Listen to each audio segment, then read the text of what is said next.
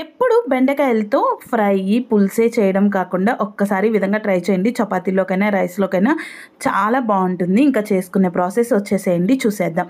మొదటిగా అల్లము చిన్న ముక్కలుగా కట్ చేసుకోవాలి. అలాగే పచ్చిమిరపకాయలు ముక్కలుగా కట్ చేసుకొని, చిన్నులపాయ రమ్మలు తీసుకొని మెత్తగా మిక్సీకి పట్టేసుకోవాలి. ఎటువంటి వాటర్ వేయకుండా ఇలా మిక్సీకి పట్టుకొని పక్కన పెట్టేసేసి, బెండకాయలు శుభ్రంగా కడిగి ఈ విధంగా ముక్కలు కట్ చేసుకోవాలి. 1 ఇంచ్ ఉండేలాగా చూసుకొని కట్ చేసుకోండి.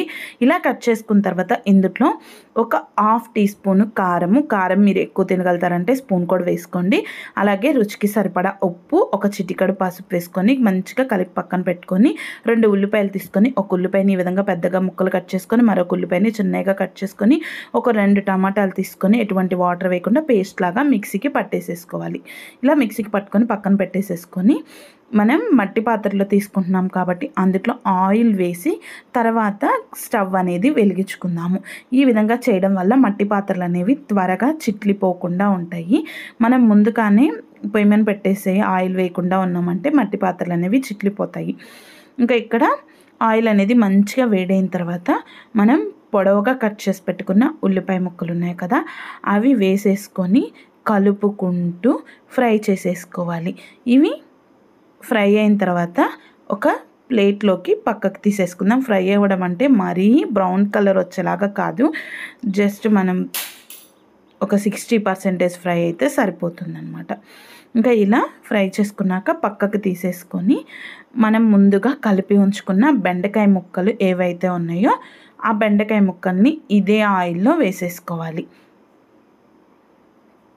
ఈ బెండకాయ ముక్కలు వేసినప్పుడు కలుపుకుంటూ వేయించుకోవాలి. లేదంటే మనకి కారం, పసుపు ఇవన్నీ వేసాం కదా, అదంతా ముక్కలకి పట్టకుండా అడుగంటుతుంది. అప్పటికి నేను కలుపుతూ వేయిస్తేనే చూడండి మనకి ఎంతో కొంత అడుగైతే అంటుతుంది. మీరైతే కలుపుకుంటూనే చేసుకోండి. ఇంకా ఇలా ముక్కలు అనేది జిగురు లేకుండా ఉండే అంతవరకు వేయించుకొని పక్కకి తీసి పెట్టుకోవాలి. ఇలా పక్కకు తీసేసుకొని ఇందులో ఒక హాఫ్ టీ స్పూను జీలకర్ర వేసుకుందాం. జీలకర్ర వేసుకున్న తర్వాత ముందుగా మనం ఒక ఉల్లిపాయని చిన్న ముక్కలుగా కట్ చేసుకున్నాం కదా, అవి కూడా వేసేసుకొని మంచిగా కలుపుకుంటూ ఫ్రై చేసుకోవాలి. ఇవి కొంచెం ఫ్రై అయిన తర్వాత ఇందులో కరివేపాకు, అలాగే మనం ముందుగా మిక్సీకి పట్టుకున్న అల్లం, వెల్లుల్లి, పచ్చిమిరపకాయల పేస్ట్ ఉంది కదా, అది వేసేసుకొని పచ్చి వాసన పోయేంత వరకు కలుపుకోవాలి. ఈ విధంగా పచ్చి వాసన పోయేంత వరకు కలుపుకున్న తర్వాత ముందుగా మనం మిక్సీకి పట్టుకున్న టమాటా గుజ్జు ఏదైతే ఉందో ఆ టమాటా గుజ్జును కూడా ఇందులో వేసేసుకోవాలి. ఇలా వేసేసుకొని మొత్తం కలిపేసేసి ఇందులో ఇప్పుడు రుచికి సరిపడా ఉప్పు, ఒక చిటికెడు పసుపు వేసేసి కలిపి తర్వాత కారం, మీరు కారం తినగలిగినంత కారం అయితే వేసుకోండి, చూసుకొని వేసుకోండి. ఇక్కడ కారం మనం పచ్చిమిరకాయలు యూజ్ చేసాము, అలాగే బెండకాయల్లో కారం వేసి కలుపుకున్నాం కాబట్టి కారం అనేది ఇక్కడ చాలా తక్కువే పడుతుంది. పావు టీ స్పూన్ అయితే నేను యూజ్ చేశాను.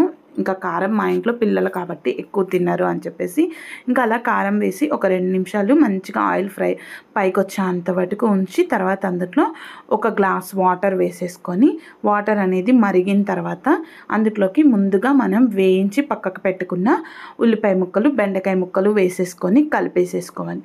ఇలా కలిపేసేసి మూత పెట్టి ఒక 5 నిమిషాల పాటు మంచిగా ఉడికిన తర్వాత అందులోకి గరం మసాలా ఇంట్లో ప్రిపేర్ చేసిందే యూస్ చేస్తాను, అది వేసేసుకోవాలి. ఇలా వేసుకొని మూత పెట్టేసేసుకొని మంచిగా ఆయిల్ అంతా పైకి తేలినాక అందులో కొత్తిమీర వేసేసుకొని గ్యాస్ ఆఫ్ చేసుకున్నామంటే మనకి బెండకాయ మసాలా కర్రీ రెడీ అయిపోతుంది. మీరు కూడా తప్పకుండా ట్రై చేయండి. ఇంకా నేను ఇదైతే చపాతీల్లోకి యూజ్ చేశాను. ఇక్కడ ఆల్రెడీ చపాతీలు అయితే చేసి పెట్టేశాను. ఇంకా చపాతీలు ఒక 2 వేసుకొని ఈ కర్రీ వేసుకొని తింటుంటే సూపర్ అంటే సూపర్గా ఉంది టేస్ట్. మీరు కూడా తప్పకుండా ట్రై చేయండి. ఎలా వచ్చింది కామెంట్ చేయండి.